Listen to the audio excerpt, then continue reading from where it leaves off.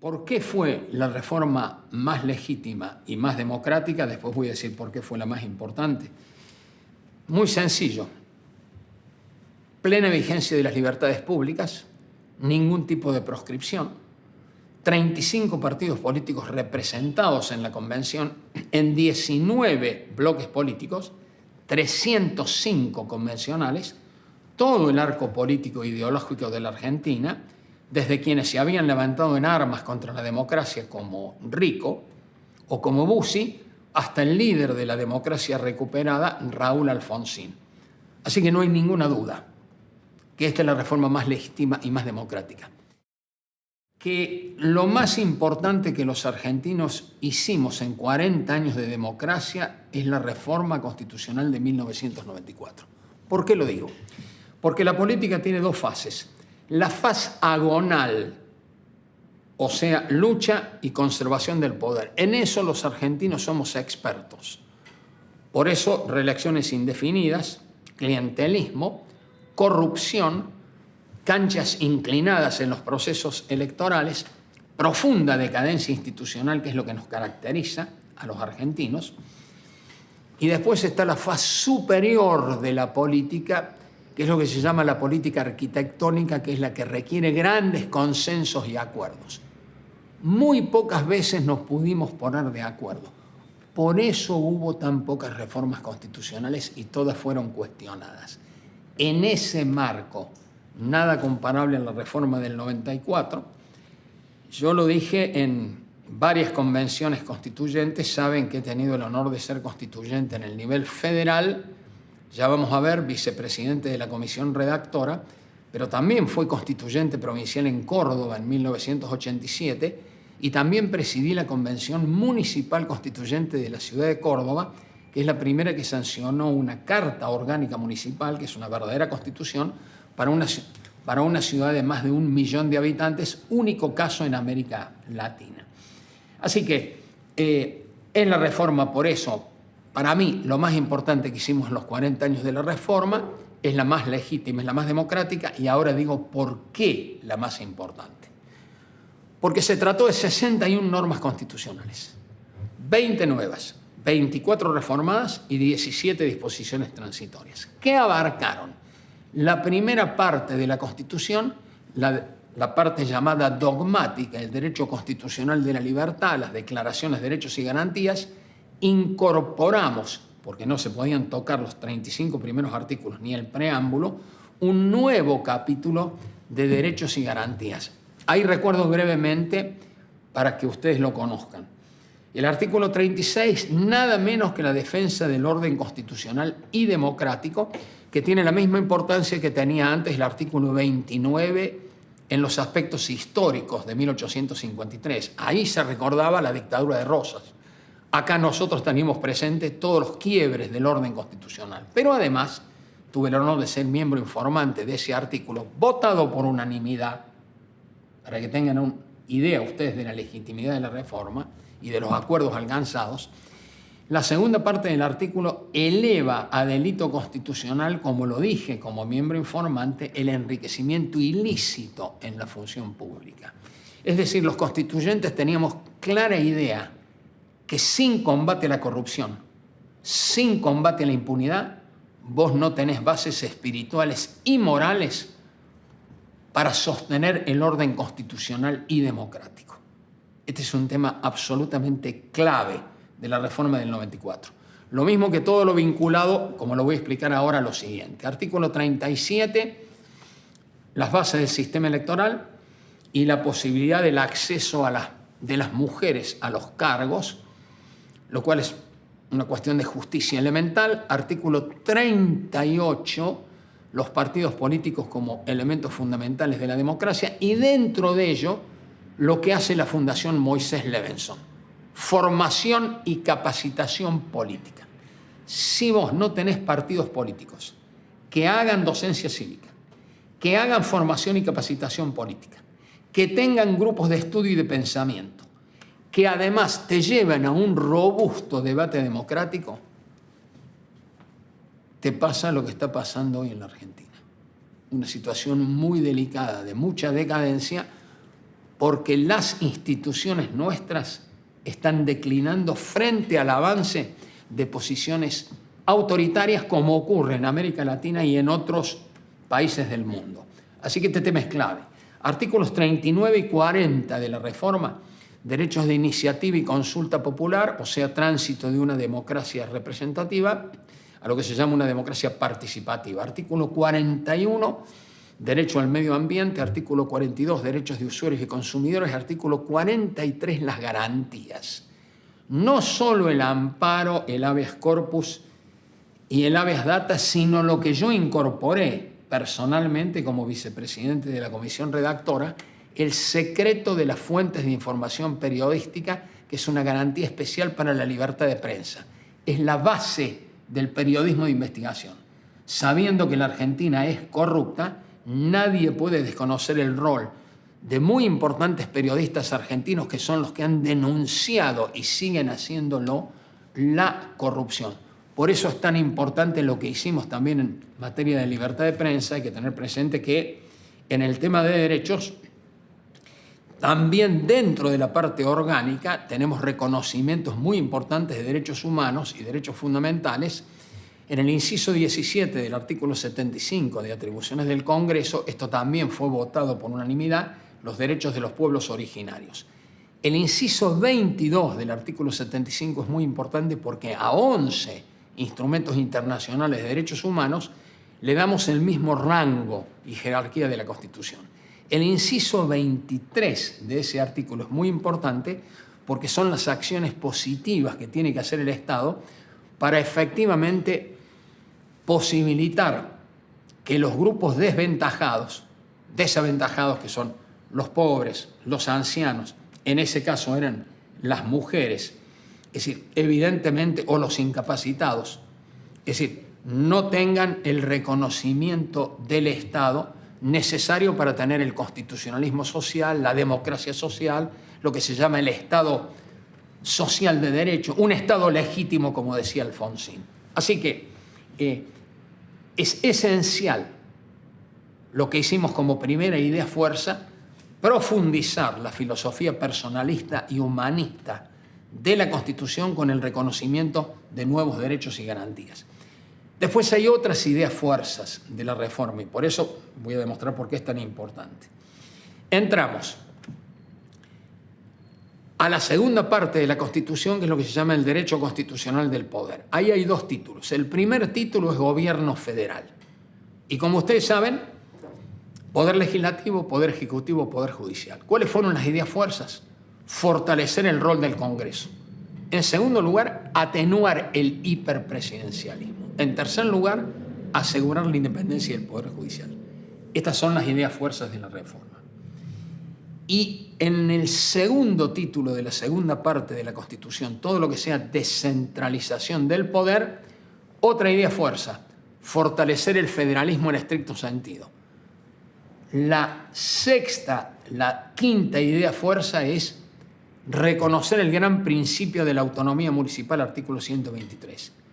La sexta idea fuerza que yo he sostenido, el otorgamiento de un estatus especial a la ciudad autónoma de Buenos Aires, para mí la creación más audaz, más novedosa en el derecho federal comparado, que fue lo que hicimos con la ciudad autónoma de Buenos Aires. Y luego de esto agregué posteriormente una séptima idea fuerza, profundizar la integración, que es de tipo nacional mediante la reunión de provincias para crear regiones para el desarrollo económico y social, muy importante para fortalecer el federalismo, sabiendo que tenemos un federalismo muy asimétrico, con muchas diferencias entre las provincias y regiones, y después, inciso 24 del artículo 75, nada menos que la regionalización, pero a nivel internacional. Acá aparece el tema que había promovido Alfonsín oportunamente al comienzo de su gobierno en la relación con el presidente Sarney de Brasil, es decir, lo que fue posteriormente consagrado como el Mercosur. Pero además está, como ustedes saben, la integración en el sistema interamericano de derechos humanos, es decir, la cesión de competencias que hemos hecho ante la Comisión y la Corte Interamericana de Derechos Humanos y también la integración de la Argentina en el sistema internacional de derechos humanos, o sea, la Corte de la Haya y por supuesto la Corte Penal Internacional de Roma. Así que esas son las 7 ideas fuerzas. Ahí están las 61 normas constitucionales. No hay una reforma más profunda, más importante en la historia argentina que la reforma del 94. Yo era en ese momento diputado de la Nación y vicepresidente del bloque de diputados nacionales del radicalismo. De tal manera que viví intensamente esa primera parte, y además les quiero decir que fui designado miembro de la Comisión de Juristas por el radicalismo del Acuerdo de Olivos. Entonces, en la construcción del consenso y en la redacción del Acuerdo de Olivos, tuve una participación muy directa por el radicalismo. Eso lo hicimos esencialmente en el Salón Gris del Senado de la Nación entre el 14 de noviembre y el 13 de diciembre, que es donde se firma el Acuerdo de Olivos en la Casa Rosada entre los presidentes de los dos partidos, o sea, Menem y Alfonsín, y en presencia de los miembros de la Comisión de Juristas del Acuerdo de Olivos y de los presidentes de los bloques de ambos partidos. Entonces, eso posibilita ¿qué cosa?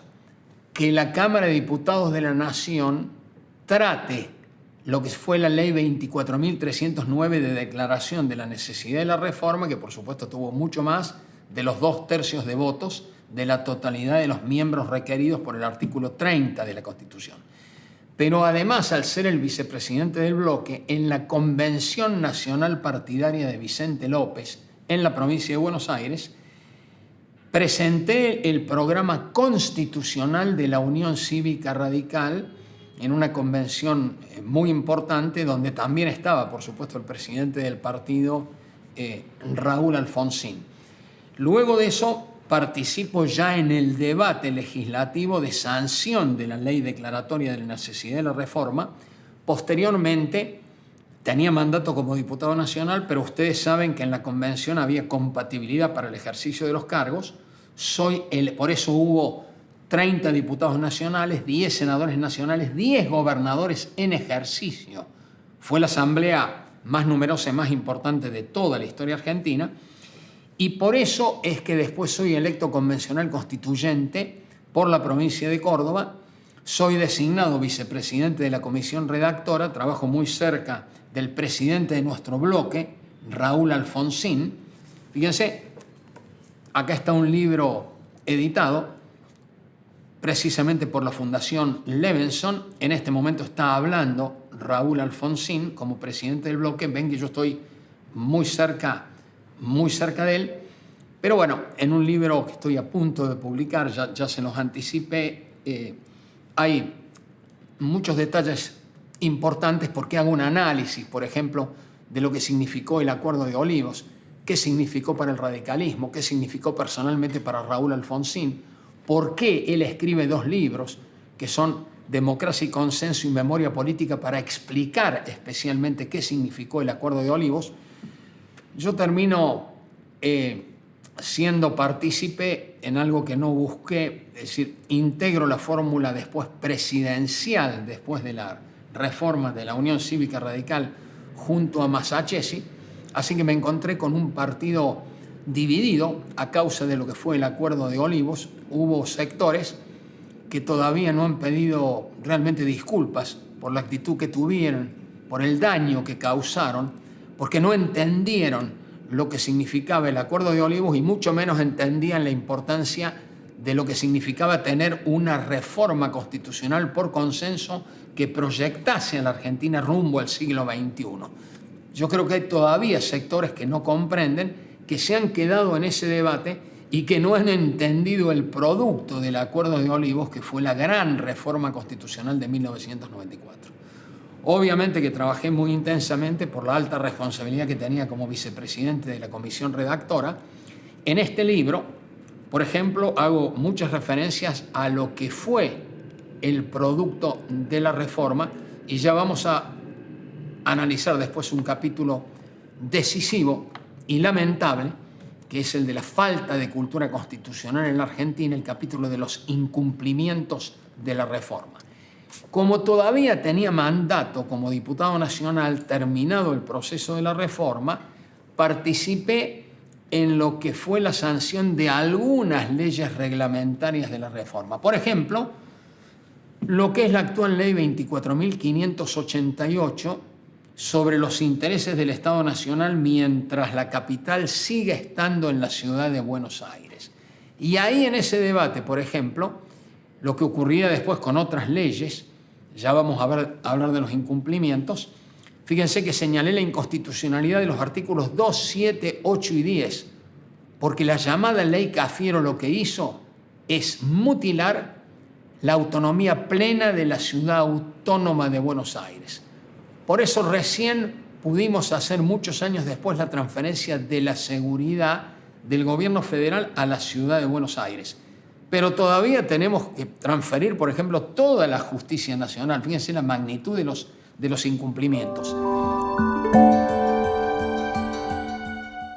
En el tema preciso que me están preguntando, escuchen esto porque es sobrecogedor y explica lo que es la decadencia argentina, la falta de cultura constitucional y sobre todo de educación cívica y democrática. El 70% de los entrevistados reconoce desconocer absolutamente la Constitución Nacional.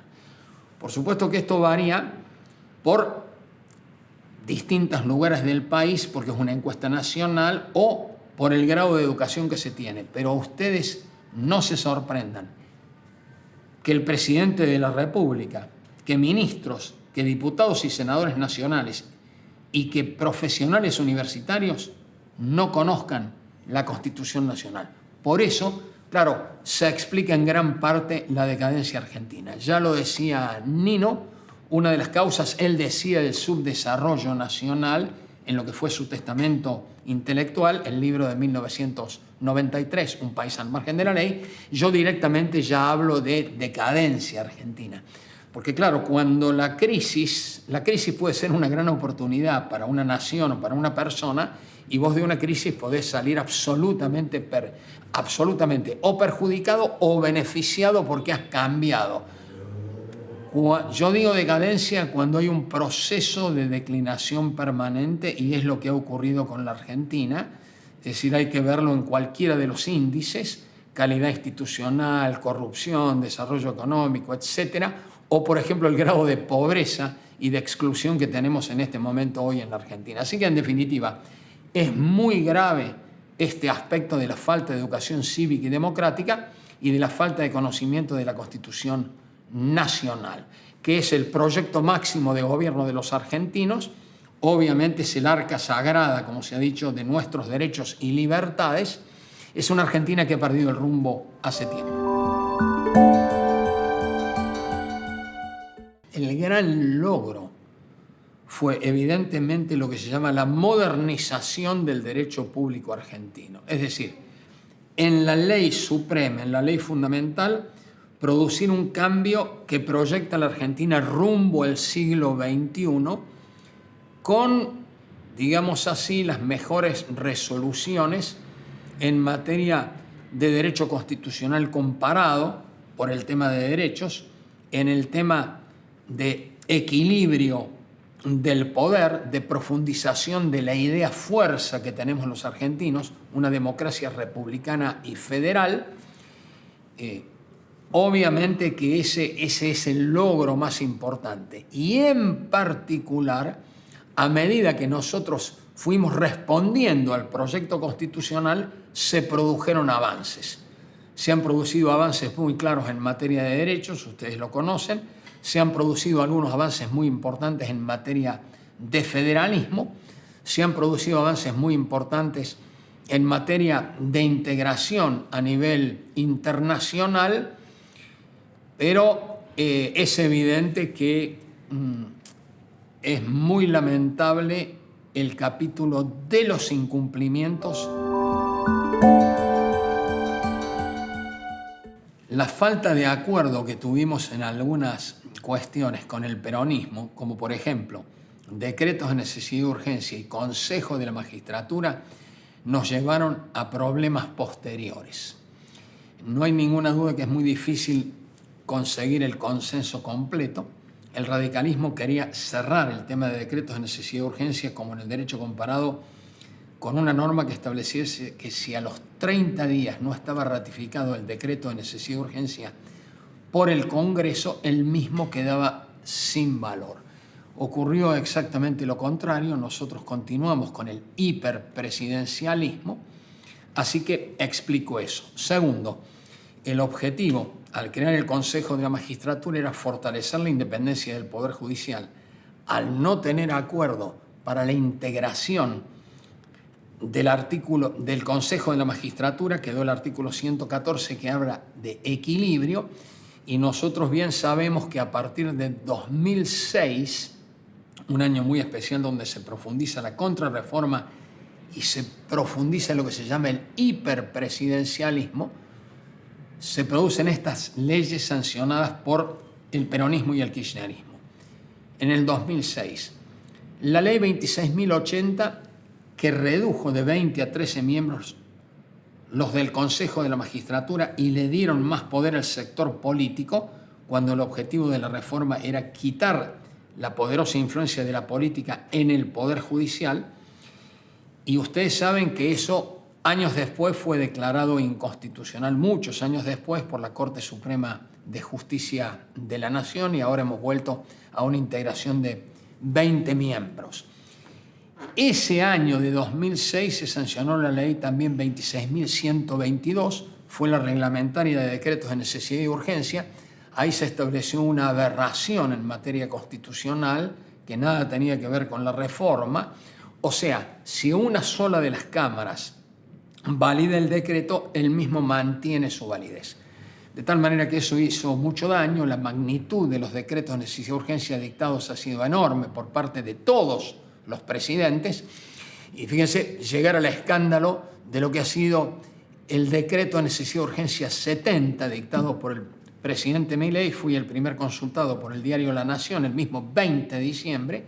Ahí sostuve que era groseramente inconstitucional.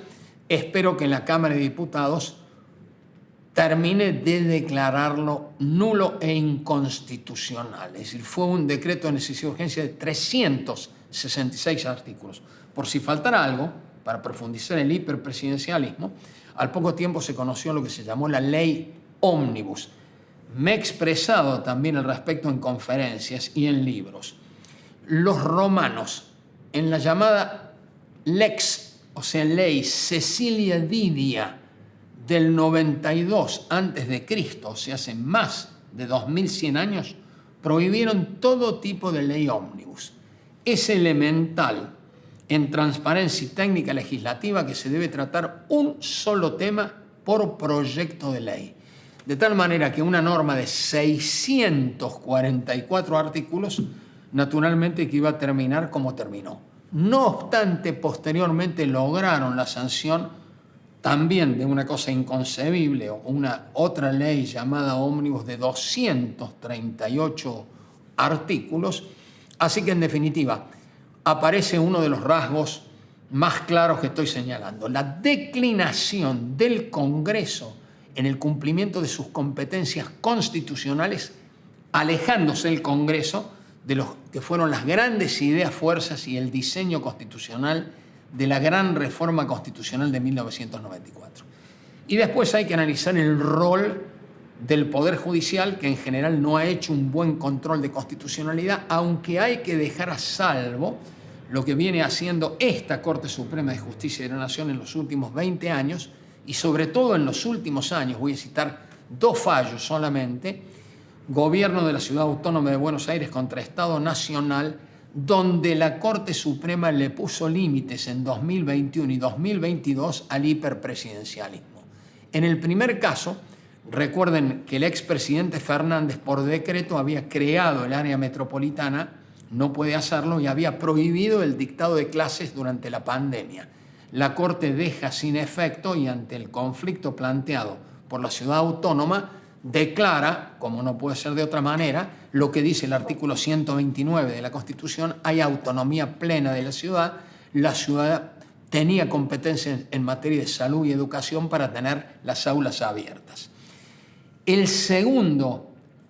La segunda resolución fue en 2022, es el tema que está en este momento en debate, fue el zarpazo que por el decreto de necesidad de urgencia 735 hizo el expresidente Fernández para quitar fondos de la masa coparticipable de la Ciudad de Buenos Aires y dirigirlos directamente a la provincia en ese momento beneficiada, que era la provincia de Buenos Aires, todo con inconstitucionalidad, con una enorme discrecionalidad para apoyar a su propio partido político.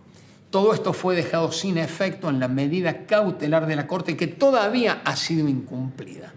Por eso está el tema en debate en este momento en la Corte Suprema de Justicia de la Nación.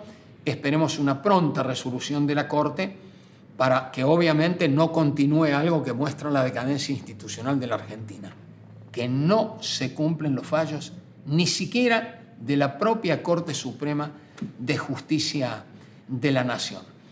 Así que eso nos está revelando, es decir, la baja calidad institucional que tenemos y los incumplimientos que hay de la reforma del 94. Son tan graves que el Congreso de la Nación, que es el que tiene la primera obligación, luego de una reforma, tiene que sancionar leyes reglamentarias.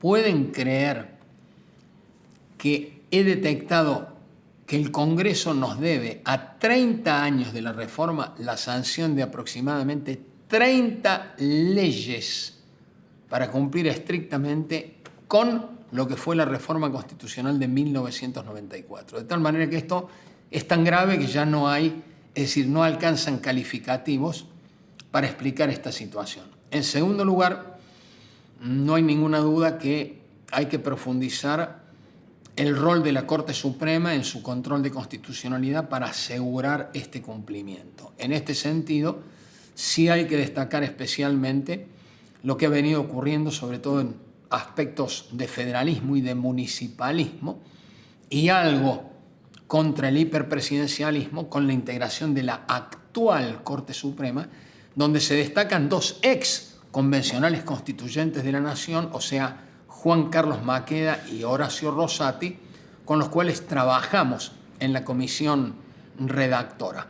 Por eso se comprende también por qué está hackeada en este momento por el gobierno, es decir, la actual Corte Suprema de Justicia de la Nación.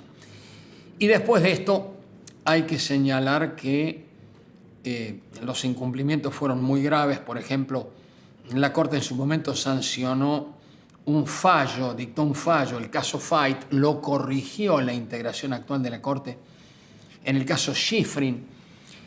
Pero claro, son tan graves, por ejemplo, las violaciones en materia de autonomía municipal. 3 poderosas provincias, como son la de Buenos Aires, Santa Fe y Mendoza, no reconocen el aspecto más importante de los 5 de la autonomía municipal, el aspecto institucional, o sea, la posibilidad de sancionar la propia Carta Orgánica Municipal. Es decir, ya mencioné los incumplimientos con respecto a la autonomía plena de la Ciudad Autónoma de Buenos Aires. Y si nosotros nos ponemos a analizar qué pasa con los derechos civiles y políticos, qué pasa con los derechos económicos, sociales y culturales, ustedes no tengan la menor duda, frente al grado de pobreza que tiene la Argentina, que nosotros tenemos un alto incumplimiento de la Constitución en esta materia. Si analizamos calidad institucional, corrupción y algo mucho más grave que la impunidad, llegamos a la misma conclusión.